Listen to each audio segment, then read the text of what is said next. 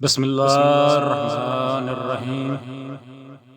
رسول اللہ صلی اللہ علیہ وآلہ وسلم نے غسل جنابت کے لیے پانی رکھا، پھر آپ صلی اللہ علیہ وآلہ وسلم نے پہلے 2 یا 3 مرتبہ اپنے دائیں ہاتھ سے بائیں ہاتھ پر پانی ڈالا، پھر شرمگاہ دھوئی، پھر ہاتھ کو زمین پر یا دیوار پر 2 یا 3 بار رگڑا، پھر کلی کی اور ناک میں پانی ڈالا اور اپنے چہرے اور بازوؤں کو دھویا،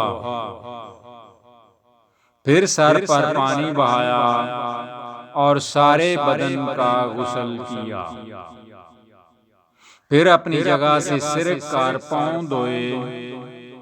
حضرت میمونہ رضی اللہ تعالی عنہا نے فرمایا کہ میں ایک کپڑا لائی تو آپ صلی اللہ علیہ وآلہ وسلم نے اسے نہیں لیا اور ہاتھوں ہی سے پانی جھاڑنے لگے۔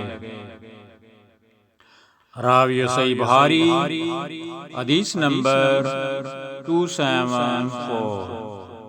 چینل کو سبسکرائب کر دیا کریں تاکہ آپ تک نبی کریم صلی اللہ علیہ وآلہ وسلم کی اچھی اور پیاری حدیثیں آپ تک پہنچ سکیں۔ اللہم صلی علی محمد وعلی آلہ محمد۔